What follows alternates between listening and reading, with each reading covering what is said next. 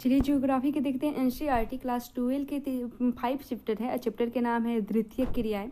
तो संपूर्ण आर्थिक क्रियाएं, चाहे वो प्राथमिक क्रिया हो, द्वितीयक क्रिया हो, तृतीयक या चतुर्थक क्रिया ही क्यों न हो, सभी का कार्य क्षेत्र संसाधनों की प्राप्ति एवं उनका उपयोग का अध्ययन ही करना है और ये संसाधन मनुष्य के जीवित रहने के लिए आवश्यक है। द्वितीयक गतिविधियां द्वारा प्राकृतिक संसाधनों का मूल्य बढ़ जाता है और प्रकृति में पाए जाने वाले कच्चे माल का रूप बदल कर यह उससे मूल्यवान बना देती है। कपास का सीमित उपयोग है, परंतु तंतु में परिवर्तित होने के बाद यह और अधिक मूल्यवान हो जाता है और इसका उपयोग वस्त्र बनाने में किया जाता है। खदानों से प्राप्त लोह अयस्क का हम प्रत्यक्ष उपयोग नहीं कर सकते, परंतु अयस्क से इमारत बनाने के बाद यह मूल्यवान हो जाता है और इसका उपयोग कई प्रकार के मशीनों एवं औजारों बनाने में होती है। खेतों, वनों, खदानों एवं समुद्रों से प्राप्त पदार्थों के विषय में भी यही बात सत्य है। अब इस प्रकार द्वितीयक क्रियाएं विनिर्माण, प्रसंस्करण और निर्माण यानी अवसंरचना उद्योग से संबंधित है। विनिर्माण देखें, विनिर्माण से आशय किसी भी वस्तु का उत्पादन का है और हस्तशिल्प कार्य से लेकर लोह और इस्पात को गढ़ना, प्लास्टिक के खिलौने बनाना, कंप्यूटर के अति सूक्ष्म घटकों को जोड़ना एवं अंतरिक्ष यान निर्माण इत्यादि सभी प्रकार के उत्पादन को निर्माण के अंतर्गत ही माना जाता है। और विनिर्माण की सभी प्रक्रियाओं में कुछ सामान्य विशेषताएं होती है, जैसा शक्ति का उपयोग, एक ही प्रकार की वस्तुओं का विशाल उत्पादन एवं कारखानों में विशिष्ट श्रमिक जो मानक वस्तु का उत्पादन करते हैं। विनिर्माण आधुनिक शक्ति के साधन एवं मशीनों के द्वारा या पुराने साधनों द्वारा किया जाता है। तृतीय विश्व के अधिकांश देशों में विनिर्माण को अब भी शाब्दिक अर्थों से प्रयोग किया जाता है और इन देशों में सभी विनिर्माणों का संपूर्ण रूप से चित्रण करना कठिन है और इसमें औद्योगिक क्रियाओं के उन प्रकारों का अधिक बल दिया जाता है। इसमें उत्पादन के कम जटिल तंत्र को लिया जाता है। आधुनिक बड़े पैमाने पर होने वाले विनिर्माण की कुछ विशेषताएं हैं। तो वर्तमान समय में बड़े पैमाने पर होने वाले विनिर्माण की निम्नलिखित विशेषताएं हैं, जैसे कौशल का विशिष्टीकरण या उत्पादन की विधियां। शिल्प तरीके से कारखानों में थोड़ी सी सामान उत्पादित किया जाता है और जो कि आदेशानुसार बनाया जाता है, अतः इसकी लागत अधिक होती है, जबकि अधिक उत्पादन का संबंध बड़े पैमाने पर बनाए जाने वाले सामान से है, जिसमें प्रत्यक्ष कारीगर निरंतर एक ही प्रकार का कार्य करते हों। और उद्योग का निर्माण एवं विनिर्माण उद्योग देखें, विनिर्माण का शाब्दिक अर्थ है हाथ से बनाना, फिर भी इसमें यंत्रों द्वारा बनाया गया सामान भी सम्मिलित किया जाता है। यह एक परमावश्यक प्रक्रिया है जिसमें कच्चे माल को स्थानीय या दूरस्थ बाजार से बेचने के लिए उसे उच्च मूल्य के तैयार माल में परिवर्तित कर दिया जाता है। वैचारिक दृष्टि से उद्योग एक निर्माण इकाई होती है जिसकी भौगोलिक स्थिति अलग होती है एवं प्रबंधन तंत्र के अंतर्गत लेखा वही एवं रिकॉर्ड का रखरखाव रखा जाता है। उद्योग एक व्यापक नाम है और इससे विनिर्माण के पर्यायवाची के रूप में देखा जाता है। जब कोई इस्पात उद्योग और रसायन उद्योग शब्दावली का प्रयोग करता है तब उसमें मस्तिष्क में कारखाने एवं कारखाने में होने वाले विभिन्न प्रक्रियाओं का विचार उत्पन्न होता है। अब लेकिन कई गौण प्रक्रियाएं हैं जो कारखानों में संपन्न नहीं होती, जैसे पर्यटन उद्योग या मनोरंजन उद्योग इत्यादि। अतः स्पष्टता के लिए विनिर्माण उद्योग शब्दावली का प्रयोग किया जाता है। यांत्रिकरण देखें, यांत्रिकरण से तात्पर्य है कि किसी कार्य को संपूर्ण करने के लिए मशीनों का उपयोग करना। स्वचालित या निर्माण प्रक्रिया के द्वारा मानव को सोच को सम्मिलित किए बिना कार्य।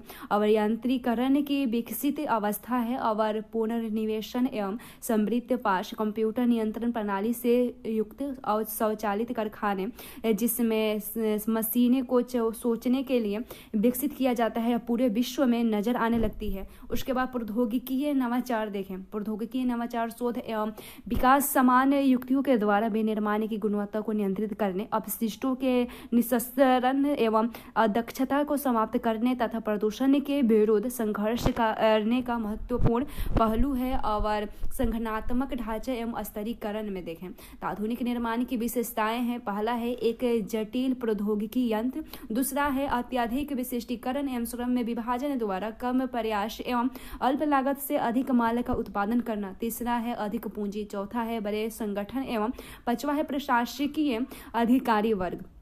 अनियमित भौगोलिक वितरण में देखें तो आधुनिक निर्माण में प्रमुख संकेंद्रण कुछ ही स्थानों में सीमित होती है। विश्व के कुल स्थलीय भाग में 10% से कम भूभाग पर इनका विस्तार है। यह देश आर्थिक एवं राजनीतिक शक्ति के केंद्र बन गए हैं और कुल क्षेत्र को आच्छादित करने की दृष्टि से विनिर्माण स्थल प्रक्रियाओं की अत्यधिक गहनता के कारण बहुत कम स्पष्ट है तथा कृषि की अपेक्षा बहुत छोटे क्षेत्रों में संकेंद्रित है। उदाहरण के तौर पर अमेरिका के मक्का की पेटी के 2.5 वर्ग किलोमीटर क्षेत्र में साधारणतः 4 बड़े फर्म होते हैं जिनमें 10 से 20 श्रमिक कार्य करते हैं, जिनसे 50 से 100 मनुष्यों का भरण पोषण होता है। अब परंतु इतने ही क्षेत्र में अनेकों बृहद समकालिक कारखाने को समाविष्ट किया जा सकता है और हजारों श्रमिकों को रोजगार दिया जा सकता है। एक प्रश्न है कि बड़े पैमाने पर लगाए जाने वाले उद्योग विभिन्न स्थितियों का चुनाव क्यों करते हैं।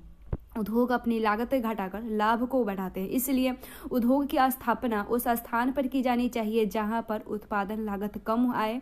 और उद्योग की स्थिति को प्रभावित करने वाले कुछ निम्न कारण के हैं जो जैसे बाजार तक अभिगम्यता। उद्योगों की स्थापना में सबसे प्रमुख कारक उसके द्वारा उत्पादित माल के लिए उपलब्ध बाजार का होना है और बाजार से तात्पर्य उस क्षेत्र में तैयार वस्तुओं की मांग एवं वहां के निवासियों में खरीदने की क्षमता यानी क्रय सकती है। और दूरस्थ क्षेत्र जहां कम जनसंख्या निवास करती है छोटे बाजारों से युक्त होते हैं और यूरोप, उत्तरी अमेरिका, जापान एवं ऑस्ट्रेलिया के क्षेत्र बृहद वैश्विक बाजार है क्योंकि इन प्रदेशों के लोगों की क्रय क्षमता अधिक है। और दक्षिणी एवं दक्षिण पूर्वी एशिया के घने बसे प्रदेश भी बृहद बाजार उपलब्ध कराते हैं। कुछ उद्योगों का व्यापक बाजार होता है जैसे वायुयान निर्माण एवं शस्त्र निर्माण इत्यादि उद्योग में। उसके बाद कच्चे माल की प्राप्ति तक अभिगम्यता देखें। उद्योग के लिए कच्चा माल अपेक्षाकृत सस्ता एवं सरलता से परिवहन योग्य होना चाहिए। भारी वजन, सस्ते मूल्य एवं वजन घटाने वाले पदार्थों यानी अयस्कर पर आधारित उद्योगों के कच्चे माल के स्रोत स्थल के समीप ही स्थित है जैसे इस्पात, चीनी एवं सीमेंट उद्योग। कच्चे माल के स्रोतों के समीप स्थापित उद्योगों के लिए पदार्थ की शीघ्र नष्टशीलता एक अनिवार्य कारक है। और कृषि प्रसंस्करण एवं डेयरी उत्पादन क्रमशः कृषि उत्पादन क्षेत्रों अथवा दुग्ध आपूर्ति स्रोतों के समीप ही संसाधित किए जाते हैं। उसके बाद श्रेय आपूर्ति तक अभिगम्यता देखें। उद्योग की अवस्थिति में श्रम एक प्रमुख कारक है। बढ़े हुए यंत्रीकरण, स्वचालन एवं औद्योगिक प्रक्रिया के लचीलेपन ने उद्योगों में श्रमिकों पर निर्भरता को कम किया है और फिर भी कुछ प्रकार के उद्योगों में अब भी कुशल श्रमिकों की आवश्यकता होती है। उसके बाद शक्ति के साधनों तक अभिगम्यता में देखें तो वे उद्योग जिनमें अधिक शक्ति की आवश्यकता होती है वे ऊर्जा के स्रोत के समीप लाए जाते हैं और जिसमें एल्युमिनियम उद्योग हैं। और प्राचीन समय में कोयला प्रमुख शक्ति का साधन था पर आजकल जल विद्युत एवं खनिज तेल भी कई उद्योगों के लिए शक्ति का महत्वपूर्ण साधन बने हुए हैं। उसके बाद परिवहन एवं संचार की सुविधाओं तक अभिगम्यता में देखें। कच्चे माल को कारखाने तक लाए जाने के लिए और परिष्कृत सामग्री को बाजार तक पहुँचाने के लिए तीव्र और सक्षम परिवहन सुविधाएं औद्योगिक विकास के लिए अति आवश्यक है। परिवहन लागत किसी औद्योगिक इकाई की अवस्थिति को निश्चित करने में महत्वपूर्ण कारक है। पश्चिमी यूरोप एवं उत्तरी अमेरिका के पूर्वी भागों में अत्यधिक परिवहन तंत्र विकसित होने के कारण सदैव इन क्षेत्रों में उद्योग का संकेंद्रण हुआ है। आधुनिक उद्योग पृथक्करण ढंग से परिवहन तंत्र से जुड़े हैं और परिवहनीयता में सुधार, समकालिक आर्थिक विकास और विनिर्माण की प्रादेशिक विशिष्टता को बढ़ाता है। उद्योगों हेतु सूचनाओं के आदान प्रदान एवं प्रबंधन के लिए संचार की भी महत्वपूर्ण आवश्यकता होती है। उसके बाद देखें सरकारी नीति के बारे में।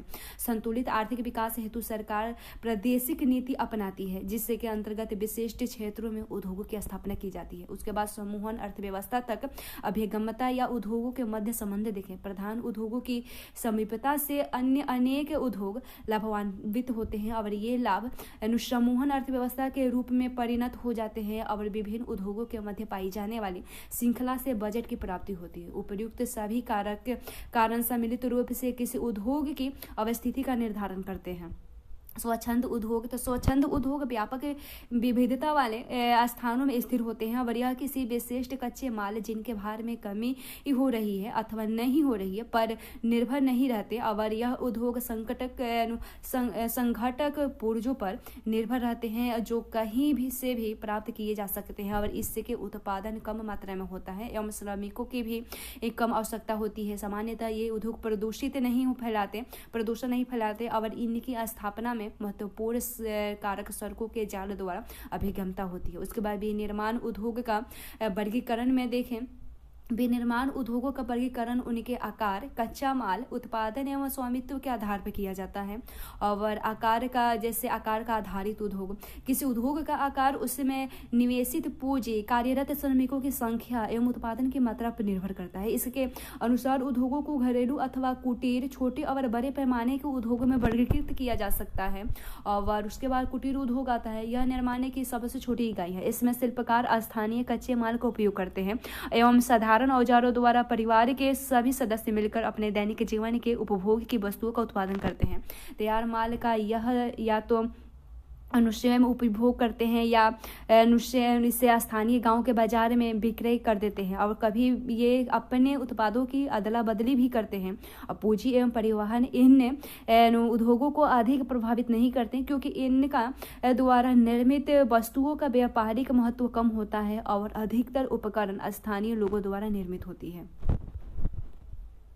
और इस उद्योग में दैनिक जीवन के उपयोग में आने वाली वस्तुओं जैसे खाद्य पदार्थ, कपड़ा, उसके बाद चटाइयाँ है, बर्तन, औजार, फर्नीचर, जूते एवं लघु मूर्तियाँ उत्पादन की जाती है। इसके अतिरिक्त पत्थर एवं मिट्टी के बर्तन एवं ईंट होते हैं। चमड़े से कई प्रकार के सामान बनाए जाते हैं। सुनार, सोना और चांदी एवं तांबे के आभूषण बनाता है। और उसके बाद कुछ शिल्प की वस्तुएं बांस एवं स्थानीय वन्य से प्राप्त लकड़ियों से बनाई जाती है। उसके बाद छोटे पैमाने के उद्योग पर देखें तो यह कुटीर उद्योग से भिन्न है और इसके उत्पादन की तकनीकी एवं निर्माण स्थल जैसे घर से बाहर कारखाना दोनों कुटीर उद्योग के भिन्न होते हैं और इसमें स्थानीय कच्चे माल का उपयोग होता है एवं अर्धकुशल श्रमिक एवं शक्ति के साधनों से चलने वाले यंत्रों का उपयोग किया जाता है। रोजगार के अवसर पर इस उद्योग में अधिक होती है और जिससे स्थानीय निवासियों की क्रय शक्ति बढ़ती है। भारत, चीन, इंडोनेशिया एवं ब्राजील जैसे देशों ने अपनी जनसंख्या को रोजगार उपलब्ध करवाने के लिए इस प्रकार के संगठन छोटे पैमाने के उद्योग प्रारंभ किए हैं। उसके बाद बड़े पैमाने के उद्योग क्या है, तो बड़े पैमाने के उद्योग के लिए विशाल बाजार, विभिन्न प्रकार का कच्चा माल, शक्ति के साधन, कुशल श्रमिक, विकसित औद्योगिक प्रौद्योगिकी और अधिक उत्पादन एवं अधिक पूंजी की आवश्यकता होती है। पिछले 200 वर्षों में इसका विकास हुआ है और पहले ये उद्योग ग्रेट ब्रिटेन, संयुक्त राज्य अमेरिका के पूर्वी भाग एवं यूरोप में लगाए गए थे परंतु वर्तमान में इसका विस्तार विश्व के सभी भागों में हो गया है और विश्व के प्रमुख औद्योगिक प्रदेशों को अनेक बृहद पैमाने पर किए गए निर्माणों के आधार पर 2 बड़े भागों में भी विभाजित किया जा सकता है। जैसे परंपरागत बृहद औद्योगिक प्रदेश जिनके समूह कुछ अधिक विकसित देशों में हैं और दूसरा है उच्च प्रौद्योगिकी वाले बृहद औद्योगिक प्रदेश जिनका विस्तार कम विकसित देशों में है। और कच्चे माल पर आधारित उद्योग देखें, कच्चे माल पर आधारित उद्योगों का वर्गीकरण 5 शीर्षकों में 5 शीर्षकों के अंतर्गत किया गया है। पहला है कृषक आधारित, दूसरा खनिज आधारित, तीसरा है रासायनिक आधारित और चौथा है वन्य आधारित, पांचवा है पशु आधारित। कृषि आधारित पर देखें तो खेतों से प्राप्त कच्चे माल को विभिन्न क्रियाओं द्वारा तैयार माल में बदलकर विक्रय हेतु ग्रामीण एवं नगरीय बाजारों में भेजा जाता है। प्रमुख कृषि आधारित उद्योगों में भोजन तैयार करने वाले उद्योग शक्कर, अचार, फलों के रस, पेय पदार्थ यानी चाय, कॉफी, कोकोआ और मसाले, तेल एवं अन्य वस्त्र और जैसे सूती, रेशम और जूट तथा रबर उद्योग आते हैं। भोजन प्रसंस्करण में देखें कृषि से तैयार खाद्य में मलाई यानी क्रीम का उत्पादन, डिब्बा खाद्य फलों से खाद्य तैयार एवं करना एवं कठिनाई सम्मिलित की जाती है, इसमें सम्मिलित की जाती है इसे तैयार करना। और खाद को सुरक्षित रखने के लिए कई विधियां प्राचीन काल से चली आ रही है, जैसे उनको सुखाकर उसके बाद सधान कर या अचार के रूप में तेल या सिरका आदि डालकर, और पर इन विधियों का औद्योगिक क्रांति के पूर्व सीमित उपयोग भी होता है।